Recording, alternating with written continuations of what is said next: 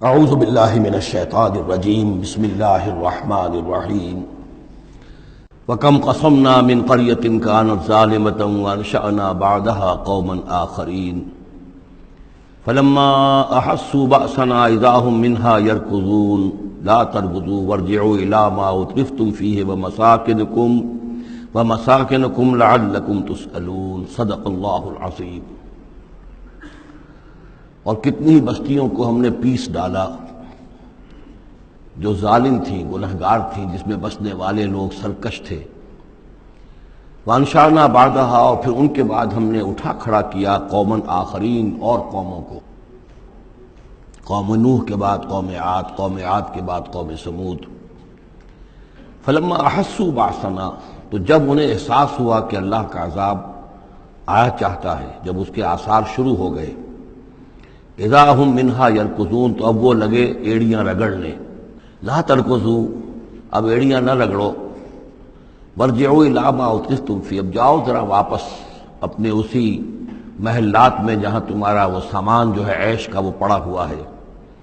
ومساکنکم، اور اپنے انہی مسکنوں میں جاؤ، محلات میں جاؤ، حویلیوں میں جاؤ، لعلکم تسألون، شاید وہاں کوئی تمہارے لیے، کوئی تمہارا پرسان حال ہو، کوئی تمہارے بارے میں کوئی خیر خبر لینے والا ہو۔ قالوا یا ویلنا انا کنا ظالمین، کیونکہ حقیقت منکشف ہو چکی ہوگی، وہ کہیں گے ہائے ہماری شامت، واقعہ یہ ہے کہ ہم خود ہی ظالم تھے، ہم ہی گناہ گار تھے، ہم نے خود ہی اپنی جانوں پر ستم ڈھایا ہے۔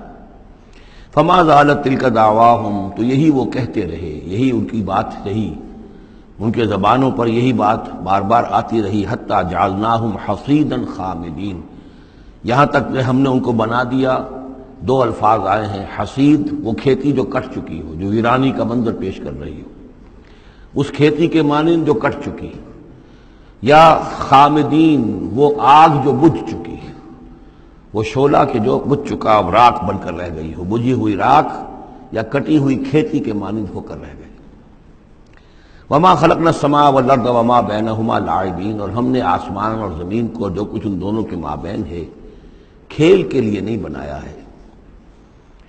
لو اردنا ان نتخذ لہوا، اگر ہم چاہتے کہ کوئی اپنے لیے کھیل اور کوئی دل بہلاوا اختیار کرتے، لاتخذناہ من لدنا، ہم اپنے پاس سے کوئی شغل کر لیتے، ان کننا فاعلین، اگر ہمیں ایسا کرنا ہی ہوتا۔ یعنی یہ جو دنیا ہم نے بنائی ہے یہ تو پختہ قوانین پر ہے، اس کی سنت اللہ جو ہے اس کی بہت ہی پختہ ہے۔ یہاں قوموں کے عروج اور زوال کے جو قواعد ہیں اللہ تعالیٰ کے، وہ اٹل ہیں، وہ ضابطے جو ہیں وہ ناقابل تغییر ہیں۔ بل نقذف بالحق علی الباطل فیدمغہ، یہ ہے اصل میں وہ فلسفہ تاریخ کا کہ جو قرآن مجید پیش کرتا ہے۔ تاریخ انسانی کے بہت سے نظریات ہیں۔ اسپینگلر کا ایک ویو ہے کہ جیسے ایک انسان جو ہے بچہ ہے، پیدا ہوتا ہے، پھر جوان ہوتا ہے، پھر بوڑھا ہوتا ہے، پھر مر جاتا ہے، ایسے ہی قومیں اور تہذیبیں اور تمدن ابھرتے ہیں، پھر یہ کہ وہ کمزور پڑتے ہیں، پھر ان میں خرابیاں پیدا ہوتی ہیں، پھر وہ ختم ہو جاتے ہیں۔ تو مختلف قسم کے نظریات ہیں تاریخ کے بارے میں، یا پھر مارکس نے دیا ہے ڈائلیکٹیکل میٹیریلزم کا ایک نظریہ دیا، تو وہ تمام چیزیں قرآن کا بھی ایک نظریہ ہے، اور وہ یہ ہے کہ دنیا میں ہمیشہ سے ایک کشاکش چل رہی ہے حق و باطل کے مابین، جسے اقبال نے کہا ہے کہ ستیزہ کار رہا ہے ازل سے تا امروز، چراغ مصطفی سے شرار بولہوی۔ یہ حق و باطل کی ایک کشاکش چل رہی ہے، ایک دشمنی ہے، عزازیل شیطان لعین ابلیس اور اس کی نسل اور اس کے ایجنٹ ایک طرف ہیں، اور اللہ کے نیک بندے، انبیاء و رسل، اولیاء اللہ، صدیقین، شہداء، یہ سب دوسری طرف ہیں۔ ان کے مابین ایک کشاکش ہے، کشمکش ہے جو مسلسل چلی آ رہی ہے۔ اور اس میں پھر فرمایا کہ اللہ تعالیٰ ایک مختلف مواقع پر حق کو دے مارتے ہیں باطل کے سر پر، یعنی یہ تصادم جو ہے، ویسے تو حق و باطل کی کشاکش اور تصادم جاری رہتی ہے، لیکن کبھی کبھی ایکسپلوسو ہو جاتا ہے، یہ تصادم نمایاں ہو جاتا ہے، یہ باقاعدہ ایک معرکے کی شکل اختیار کر لیتا ہے، اور اللہ تعالیٰ پھر حق، یعنی حق کی طاقت، جو کوئی قوت ہوتی ہے حق والی، جماعت ہوتی ہے، گروہ ہوتی ہے، کوئی امت ہوتی ہے، کوئی اس طرح کا ایک جمعیت کھڑی ہو جاتی ہے حق کے لیے، تو اللہ تعالیٰ اس کو باطل کے سر پر دے مارتا ہے۔ بل نقذف بالحق علی الباطل، حق کو دے مارتے ہیں باطل پر۔ فیدمغہ وہ اس کا بھیجا نکال دیتا ہے،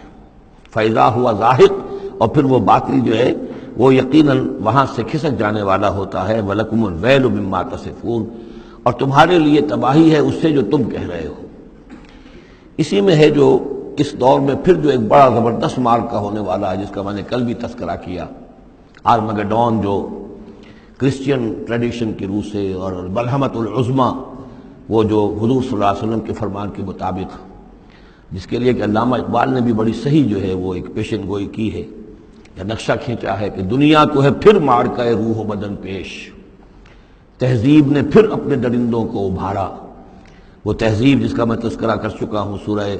طٰہٰ کے ان الفاظ میں، طریقتکم المثلیٰ، تمہارا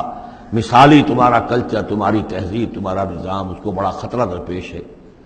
دنیا کو ہے پھر معرکہ روح و بدن پیش، تہذیب نے پھر اپنے درندوں کو ابھارا، اللہ کو پامر دیے مومن پہ بھروسہ، ابلیس کو یورپ کی مشینوں کا سہارا۔ تو یہ جو قوت حق ہوتی ہے،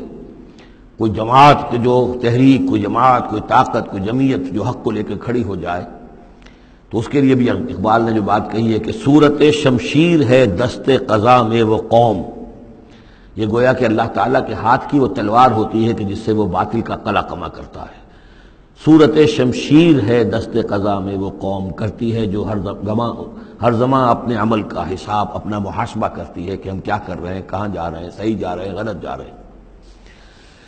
بہرحال یہ نقشہ جو ہے بل نقذف بالحق علی الباطل فیدمغہ فاذا هو زاہق وَلَكُمُ الْوَيْلُ مِمَّا تَصِفُونَ وَلَهُ مَنْ فِي السَّمَاوَاتِ وَالْأَرْضِ، آسمانوں اور زمین میں جو کچھ ہے اسی کا ہے، اسی کی ملکیت ہے۔ وَمَنْ عِندَهُ اور جو اس کے پاس ہیں یعنی فرشتے، ملائکہ مقربین، لا يستكبرون عن عبادته وہ اس کی عبادت کے سے استکبار کی بنا پر، تکبر کی بنا پر گریز نہیں کرتے، ولا يستحسرون اور اس میں نہ ہی کسی کاہلی اور کسل کو دخل دینے دیتے ہیں۔ یسبحون اللیل والنہار وہ دن اور رات اللہ کی تسبیح میں لگے ہوئے ہیں، ولا یفترون اور تھکتے نہیں ہیں۔ ام اتخذوا آلہۃ من الارض ہم ینشرون کیا انہوں نے زمین میں اپنے کچھ ایسے معبود اختیار کر لیے ہیں کہ جو ان کے اندر افزائش پیدا کریں گے اور ان کو پھیلائیں گے، ان کو ترقی دیں گے تاکہ یہ پھلیں اور پھول سکیں ان کی کرپا سے، ان کی نگاہ کرم سے۔ لو کان فیہما آلہۃ الا اللہ لفسدتا اگر اس میں ہوتے، اس آسمانوں اور زمین کے اندر اللہ کے سوا بھی کوئی اور آلہہ ہوتے تو یہاں پہ لازماً فساد رونما ہو جاتا۔ جیسے سورہ بنی اسرائیل میں ہم نے پڑھا تھا کہ اگر کوئی اور خدا بھی ہوتا، اللہ کے ساتھ آلہہ ہوتے، تو وہ یقیناً چڑھائی کرتے، وہ کوشش کرتے کہ یعنی بڑا خدا ہم کیوں نہ بنے، اس کے خلاف بغاوت کرتے۔ اسی طرح یہ کہ اگر یہ نظام جو ہے یہ تو بڑا ایک یونٹری نظام ہے، ایک وحدت ہے یہ، اور اس میں یہ کہ دو مرضیاں، دو رائیں، ان کا کوئی امکان نہیں ہے، ورنہ یہ کہ فساد ہو جاتا۔ اسی سے میں دلیل دیا کرتا ہوں کہ ہر ادارے کے لیے اس میں نظم ہو اور ہر طرح سے ٹھیک رہے معاملہ، سربراہ ایک ہونا ضروری ہے۔ فیملی یہ ایک ادارہ ہے، بہت بڑا ادارہ ہے، بہت اہم ادارہ ہے، اس کا سربراہ ایک ہوگا، یا مرد یا عورت، لیکن یہ کہ مرد زیادہ حقدار ہے۔ الرجال قوامون علی النساء بما فضل اللہ بعضهم علی بعض وبما انفقوا من اموالهم لو کان فیہما آلہۃ الا اللہ لفسدتا اور ہمارے ہاں بھی جو فساد زیادہ ہے وہ یہ جو پارلیمانی نظام ہے، اس میں یہ تثنیہ ہے، ثنویت ہے کہ ہیڈ آف دی اسٹیٹ اور ہے، ہیڈ آف دی گورنمنٹ اور ہے۔ اب ان کے درمیان کیا تقسیم ہو اختیارات کی، کوئی اس کے لیے بات بنتی نہیں ہے، کوئی تھیوریٹیکلی ممکن نہیں ہے۔ یا تو ایک جو ہے وہ صرف ایک نمائشی اور درشنی ہوگا، یا صدر درشنی ہوگا، نمائشی ہوگا، اس کی حیثیت کوئی نہیں ہوگی، یا وزیر اعظم جو ہے وہ کٹھ پتلی ہوگا، اس کی حیثیت کوئی نہیں ہوگی۔ لیکن یہ تقسیم جو ہے یہی غلط ہے۔ صحیح اور منطقی نظام اور توحیدی نظام جس کو کہا جائے گا وہ در حقیقت صدارتی نظام ہے، جس میں صدر کے پاس اختیار ہے، وہ ہیڈ آف دی اسٹیٹ بھی ہے، ہیڈ آف دی گورنمنٹ بھی ہے۔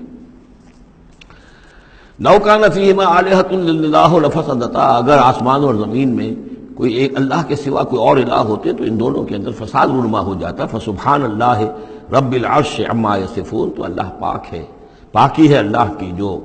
عرش کا مالک ہے ان تمام چیزوں سے کہ جو یہ بیان کرتے ہیں۔ لا یسأل عما یفعل وہ جو کچھ کرتا ہے کوئی اس سے پوچھنے والا نہیں، کوئی بات پرس کرنے والا اس سے نہیں ہے۔ وہم یسألون باقی سب جو کچھ کرتے ہیں ان سے پوچھا جائے گا۔ صدق اللہ العظیم۔